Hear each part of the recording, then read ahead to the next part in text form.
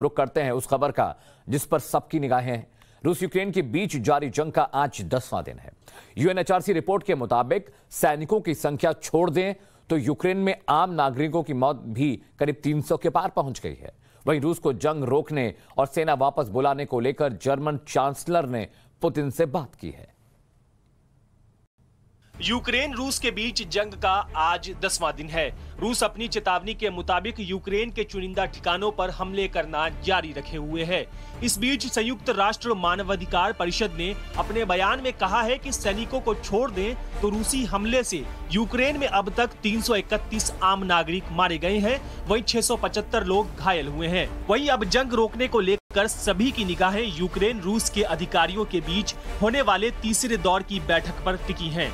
लेकिन जिस तरह से यूक्रेन पर बमबारी हो रही है और पिछले 2 दौर की बैठक असफल हुई है, उससे तीसरी बैठक से भी उम्मीद कम ही है।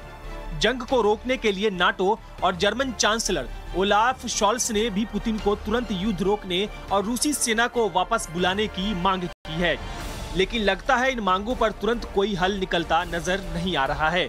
पुतिन पर जंग रोकने के लिए चौतरफा दबाव बनाया जा रहा है। कड़े प्रतिबंधों से जूझ रहे रूस पर अब एक और प्रतिबंध लगाया गया है। इंटरनेशनल बॉक्सिंग एसोसिएशन ने रूस को अंतर्राष्ट्रीय प्रतियोगिताओं में हिस्सा लेने पर प्रतिबंध लगा दिया है। रूस की मीडिया ने दावा किया है कि राष्ट्रपति जेलेंस्की यूक्रेन छोड़कर पोलैंड भाग गए हैं। रूसी मीडिया के दावे का सच क्या है, इस 1 मिनट के भीतर हमारी इस रिपोर्ट में देखिए। रूस यूक्रेन में हर दिन जंग और भी भयानक और विध्वंसक होती जा रही है। अब जंग प्रोपेगेंडा वॉर में भी तब्दील हो गया है। एक तरफ जहां जमीन पर रूस यूक्रेन की सेनाएं एक दूसरे पर हमले कर रही हैं, वहीं जंग के बीच रूसी मीडिया ने बड़ा दावा कर डाला। रूसी मीडिया के मुताबिक यूक्रेन के राष्ट्रपति जेलेंस्की ने देश छोड़ दिया है। वो यूक्रेन को छोड़कर पोलैंड चले गए हैं। जेलेंस्की के यूक्रेन से भागने का रूसी मीडिया ने दावा किया तो यूक्रेन ने भी इस दावे पर पलटवार करते हुए इसे पूरी तरह से खारिज कर दिया। यूक्रेन ने बयान जारी करते हुए कहा है कि जेलेंस्की कहीं नहीं भागे हैं, वो यूक्रेन की राजधानी कीव में ही मौजूद हैं। इस दावे को सच साबित करने के लिए जेलेंस्की ने भी अपना बयान जारी कर ऐलान किया कि वो आखिरी सांस तक यूक्रेन की रक्षा करेंगे और अपने देश के लिए रूस से लड़ेंगे। जेलेंस्की के इस हुंकार से ये तो साबित हो गया है कि वो झुकेंगे नहीं। रूस यूक्रेन में हर दिन जंग और भी भयानक और विध्वंसक होती जा रही है। अब जंग प्रोपेगेंडा वॉर में भी तब्दील हो गया है। 1 मिनट के भीतर हमारी रिपोर्ट देखिए। ऑपरेशन गंगा के तहत यूक्रेन में फंसे भारतीयों को वापस लाने का अभियान तेजी से जारी है, जिसके तहत आज भी 15 उड़ानों के जरिए 2200 से ज्यादा भारतीयों को वापस लाने की उम्मीद है।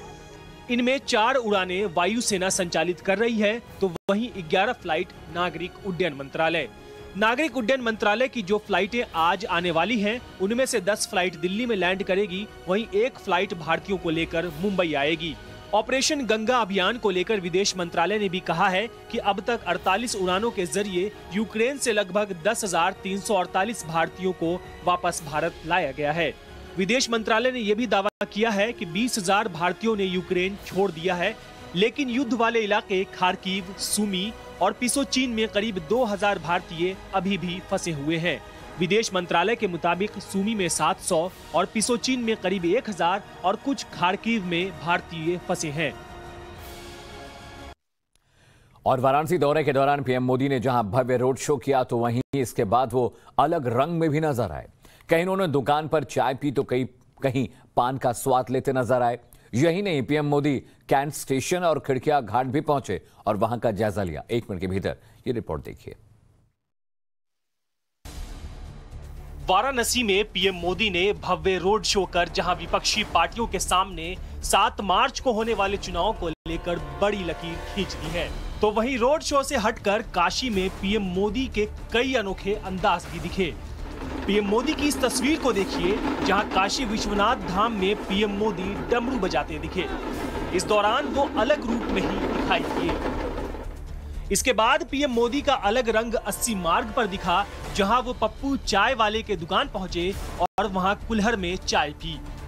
चाय पीने के बाद पीएम मोदी ने पास में ही पान की दुकान पर पहुंचे और बनारसी पान का स्वाद भी लिया। इसके बाद पीएम मोदी का अगला पड़ाव बना वाराणसी का cantt station. PM Modi cantt station पहुंचे और वहां पर यात्रियों को मिल रही सुविधाओं का जायजा लिया।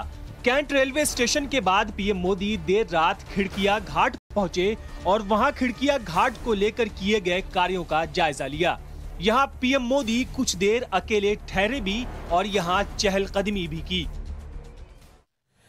यूपी में 7वें और आखिरी चरण के लिए आज शाम प्रचार का शोर थम जाएगा, जिसके लिए सभी पार्टियों ने आज धुआंधार प्रचार के लिए अपनी ताकत झोंक दी है। पीएम मोदी जहां अपने संसदीय क्षेत्र में चुनावी जनसभा करेंगे, वहीं सीएम योगी 3 जिलों में चुनावी कैंपेन करने वाले हैं। 1 मिनट के भीतर ये पूरी खबर देखिए। यूपी में 7वें चरण के चुनाव प्रचार का आज आखिरी दिन है। सियासी पार्टियों का पूर्वांचल में आज धुआंधार प्रचार भी है। पीएम मोदी काशी के दौरे पर अपने दूसरे दिन वाराणसी ग्रामीण से बड़ी जनसभा को संबोधित करेंगे। वहीं अमित शाह जौनपुर में चुनावी जनसभा करेंगे। बीजेपी के राष्ट्रीय अध्यक्ष जेपी नड्डा भी भदोई के ज्ञानपुर में चुनाव प्रचार करेंगे। इसके अलावा सीएम योगी का 3 जिलों में चुनावी दौरा है। सीएम योगी आज सोनभद्र, भदोई और आजमगढ़ में चुनाव प्रचार को धार देंगे। वहीं बीजेपी के लिए केंद्रीय मंत्री स्मृति ईरानी और अनुराग ठाकुर मिर्जापुर में जनसभा को संबोधित करेंगे। वहीं विपक्ष की ओर से अखिलेश यादव भी आखिरी चरण में चुनावी कैंपेन को धार देंगे। अखिलेश यादव आज आजमगढ़, मिर्जापुर और जौनपुर में चुनावी जनसभा को संबोधित करेंगे। यूपी के 7वें चरण में 9 जिलों की 54 विधानसभा सीटों पर 7 मार्च को वोट डाले जाएंगे। मणिपुर में आज दूसरे और आखिरी चरण के लिए वोट डाले जाएंगे। मणिपुर में आज 22 विधानसभा सीटों के लिए वोटिंग होनी है, जहां 92 उम्मीदवारों के भाग्य का फैसला ईवीएम में कैद हो जाएगा। पूरी खबर 1 मिनट के भीतर देखिए। मणिपुर में विधानसभा चुनाव के दूसरे और अंतिम चरण के लिए आज 22 विधानसभा सीटों के लिए वोटिंग हो रही है। मणिपुर के जिन जिलों में वोटिंग है वो जिले हैं थौबल, जिरीबाम, चंदेल, उखरुल, सेनापति और तामेंगलोंग, जहां 22 विधानसभा सीटों के लिए 92 उम्मीदवार खड़े हैं। वोटिंग के लिए यहां 1247 मतदान केंद्र बनाए गए हैं। मणिपुर में मतदान को लेकर राजनीति भी जारी है। कांग्रेस ने मणिपुर की बीजेपी सरकार पर कुछ भूमिगत संगठनों को करोड़ों रुपए देकर चुनाव प्रभावित करने का आरोप लगाया है। कांग्रेस ने चुनाव आयोग में आचार संहिता के उल्लंघन की शिकायत भी की है।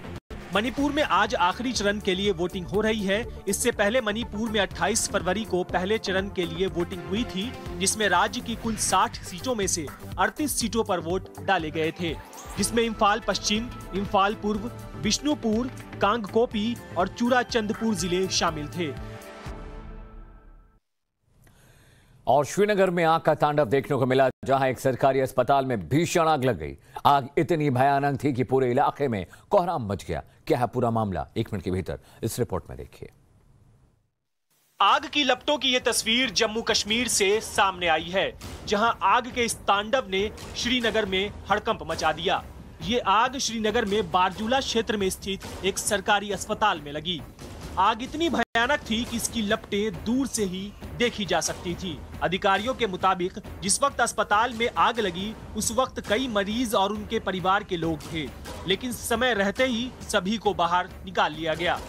इस भीषण आग में अस्पताल का इमरजेंसी और रिकवरी वार्ड पूरी तरह से जल गया। वहीं अस्पताल का ऊपरी हिस्सा भी पूरी तरह से जलकर राख हो गया। वहां मौजूद चश्मदीदों के मुताबिक सरकारी अस्पताल में आग सबसे पहले इमरजेंसी थिएटर में देखा गया। इसके बाद आग ट्रॉमा और इमरजेंसी सहित सभी वार्डों में तेजी से फैल गया। इस भीषण आग में किसी के भी हताहत या घायल होने की खबर नहीं है। अधिकारियों के मुताबिक जैसे ही आग लगी, वैसे ही मरीजों और उनके परिवार सहित अस्पताल कर्मचारियों को निकाल लिया गया था। मरीजों को फिलहाल दूसरे अस्पतालों में शिफ्ट कराया गया है। वहीं आग लगने की वजहों का पता लगाया जा रहा है। और अगली खबर बिहार से। बिहार का भागलपुर उस वक्त धमाके से दहल गया जब एक मकान में जबरदस्त विस्फोट हुआ। मकान में अवैध पटाखों का काम हो रहा था। पूरी खबर 1 मिनट के भीतर देखिए। धमाके का ये वीडियो सामने आया है बिहार के भागलपुर से, जहां ततापुर क्षेत्र के एक मकान में जोरदार धमाका हुआ। धमाका इतना जोरदार था कि चंद मिनटों में पूरा घर मलबे में तब्दील हो गया। इसके साथ आसपास के कई घर भी धराशायी हो गए। इस धमाके में अब तक 14 लोगों के मौत की खबर है। वहीं कई लोग घायल बताए जा रहे हैं। धमाके के पीछे जो वजह बताई जा रही है वो पुलिस की कार्यप्रणाली पर भी सवाल खड़े करती है। जिस घर में ये धमाका हुआ वहां अवैध पटाखे बनाए जा रहे थे। मकान पूरा अवैध पटाखों से भरा हुआ था और जब ब्लास्ट हुआ तो आसपास के घर भी उसकी जद में आ गए। रिहायशी इलाके में अवैध पटाखा बनाना बैन है। इसका खामियाजा उन 14 लोगों को भुगतना पड़ा जिनकी इस धमाके में मौत हो गई। पुलिस पर सवाल खड़े हुए तो एसएसपी ने कार्रवाई करते हुए ततारपुर एसएचओ सुधांशु कुमार को सस्पेंड कर दिया। और खबर कर्नाटक से लैंडस्लाइड का एक एक्सक्लूसिव वीडियो सामने आया है, जहां एक पत्थर के खदान में पहाड़ का बड़ा हिस्सा गिर गया। इस हादसे में 6 मजदूर मारे गए हैं। पूरी खबर 1 मिनट में देखिए। लैंडस्लाइड की ये तस्वीर जितनी भयानक है उतनी ही डरावनी भी। लैंडस्लाइड की ये तस्वीर कर्नाटक के चामराजनगर जिले से सामने आई है, जहां इस लैंडस्लाइड से बड़ा हादसा सामने आया है। घटना गुंडलूपेट के पास एक पत्थर खदान की है। खदान पर रोजाना की तरह काम चल रहा था, तभी अचानक पहाड़ का एक हिस्सा गिर पड़ा। बताया जा रहा है कि जब पहाड़ का यह हिस्सा गिरा तो टनल के अंदर कई मजदूर काम कर रहे थे। वहीं अभी तक की जानकारी के मुताबिक इस हादसे में 6 मजदूरों की मौत की बात सामने आई है। लैंडस्लाइड के बाद से खदान में चारों तरफ पत्थरों का मलबा ही नजर आ रहा है। इस हादसे में वहां मौजूद कई मशीनें भी जद में आ गईं, तो वहीं कई मशीनें पत्थरों से टकराकर पलटती नजर आईं। हादसे के बाद मौके पर प्रशासन की टीम राहत और बचाव कार्य में जुटी है, ताकि अगर खदान के टनल में कोई मजदूर अभी भी फंसा हो तो उसे बचाया जा सके। और क्रिकेट की दुनिया के महान प्लेयर और लेग स्पिनर शेन वॉर्न अब इस दुनिया में नहीं रहे। थाईलैंड में दिल का दौरा पड़ने से उनका निधन हो गया। शेन वॉर्न के निधन से क्रिकेट खिलाड़ियों और क्रिकेट प्रेमियों में शोक की लहर है। पूरी खबर 1 मिनट में देखिए। ऑस्ट्रेलिया के दिग्गज लेग स्पिनर रहे शेन वॉर्न का थाईलैंड में दिल का दौरा पड़ने से निधन हो गया। उन्होंने 52 साल की उम्र में दुनिया को अलविदा कह दिया। शेन वॉर्न की मौत की खबर ने हर किसी को हैरान कर दिया है। 13 सितंबर 1969 को जन्मे शेन वॉर्न ने 1992 में इंटरनेशनल क्रिकेट में कदम रखा था। उन्होंने कई साल तक क्रिकेट के सभी फॉर्मेट पर राज किया। बड़े बड़े बल्लेबाज वॉर्न की गूगली को समझने में फेल हो जाते थे। शेन वॉर्न की गिनती दुनिया के सबसे महान स्पिनर में की जाती है। शेन वॉर्न से जुड़ा एक किस्सा भी काफी रोचक रहा है।